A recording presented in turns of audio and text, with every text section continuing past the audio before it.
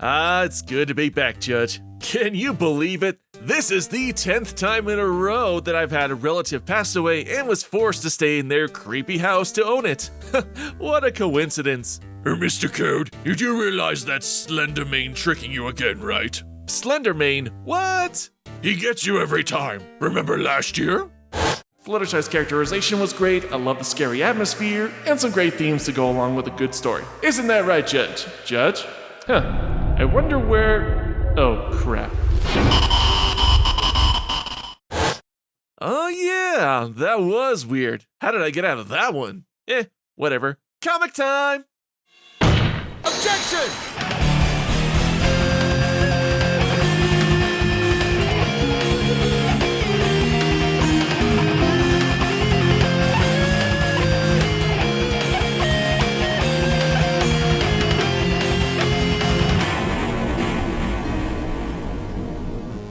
Taking a break from Make Your Mark Chapter 2, let's return to the MLP G5 comics with issue number 5. If you'll recall, in the previous issue, Pip had received a direct message that apparently came from Discord himself. This leads our heroes to a desolate lighthouse in the middle of seemingly nowhere, ran by a pony named Lightning Rod. So after a few slice-of-life comics, we're finally back on the trail searching for clues about Discord's whereabouts. What I love about this comic is that it's a mystery within a mystery. The first is the story by itself, as Lightning here tells the gang about the Mirror of Mayhem, which was a device of chaos used by Discord himself that caused grief for ponies in various ways by hypnotizing them. This cursed mirror was created ages ago. In fact, all the way back to when the Lord of Chaos was initially turned to stone by Luna and Celestia. And while it's not 100% clear how, Discord was able to displace a portion of his essence into the mirror, and then any who look upon it would experience bad fortune, even death. He died? And this is supposed to be a kid's movie. Yeah, this story gets surprisingly dark, yet it still fits within this whole world of colorful ponies and comes off as a genuine dark comedy. I mean, look at this. A pony's ship gets raided by pirates, then said pirate captain takes the mirror and dies horribly. You also have a pony who gets eaten by a shark, and another who commits suicide by walking off a pier. Now that's fucked up. And that's not even the worst of what happens to ponies in this issue, but we'll get to that later. Lightning also regales the group with the tale of an eccentric pony named Fet Lockland, who found the mirror and essentially profiteered off the misery of every pony he sold it to. He's a total dick, but I'm just so entertained at how evil he is and just how dark this whole thing is going. However, dark imagery aside, there's actually some pretty good humor, like with Zip going on a sugar rush and Izzy mocking her incessant investigative questions. At the same time, I do like how the comic takes itself rather seriously near the end with Lightning's story about his experience with the mirror. The guy is only introduced in this story, and yet you feel his burden of the crime that he committed. Sort of. I'll get back to what I mean in a moment. Anyway, he was just your average lighthouse worker that eventually got replaced by technology, and after getting a hold of the mirror, Discord, quote-unquote, promised to help him with his issue of not being needed. Lightning doesn't buy it, so what does he do? He tries to blow up the mirror, and succeeds, somewhat, but in the process destroys the entire town of Candlebright Cove and all of its citizens! Holy shit! That escalated quickly. I mean, that really got out of hand fast. Wow, every pony's dead. Huh. Anyway, after the story, Lightning gives them half of the mirror, while informing them that the other half was probably blown off and lies somewhere in the city's rubble. Zip has her own reservations and doesn't buy a lot of Lightning's story, especially when they look back upon the lighthouse and it's suddenly gone! Did he disappear? Or was he never there to begin with?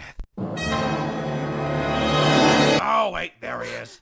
So before ending this, let's discuss the second mystery element hidden within the comic. Now, it's heavily implied that he's not quite what he appears to be, i.e. Discord in disguise. Now, besides the big clue in the previous comic where Pip got an email from Discord himself, there are a few things hidden throughout the story that clue the reader in. Early on, we see various angles of the room Lightning is telling the story, and it has knickknacks you'd expect to see in a lighthouse like ropes, lanterns, barrels, maps, and onions and starfish hanging from a ceiling? Even Zip's confused by this, but okay, a little odd, but I could buy him being eccentric or storing his food to circulate freshness. Also, despite giving the group a message that he knows the whereabouts of Discord, he never actually gives them that information. Another oddity is that we see him with a pipe, but he never actually smokes it. Instead, he just places clouds or some other fluff on top to simulate it. Little out of the ordinary. Then we have Zip's observations near the end. How does he have phone service all the way out here? And where does he get his food in such a desolate place? I can buy that maybe he lives on coconuts, moss, or converted seawater, but the thing that really stands out is the fact that he owns a phone. When telling his backstory, he disliked that his old seafaring lighthouse ways were replaced by modern technology. Seems almost hypocritical for him to use something that pretty much replaced him. But here's the big giveaway. When telling his backstory, the citizens of Candlebright Cove are at least a mixture of unicorns and earth ponies. And if this whole event happened within, let's say the last 50 years or so, then this is impossible, as all three pony races should still be hitting one another and not conversing with each other. And I can only speculate for now, but if I had to guess, Discord gave them the mirror to keep track of them, or to use its magic to eventually corrupt them once it's complete again. Time will tell. But for now, this was a good comic. The mystery and intrigue kept me wondering where it was gonna go. And of course, the dark comedy made this such a fun read. I'm excited to see where this goes, and I look forward to the next issue. Right, Judge? Judge? Huh. I wonder what could have frightened him so much that he would leave and— aha! Take that, sucker! Slenderman 3, MC1. Why am I not surprised?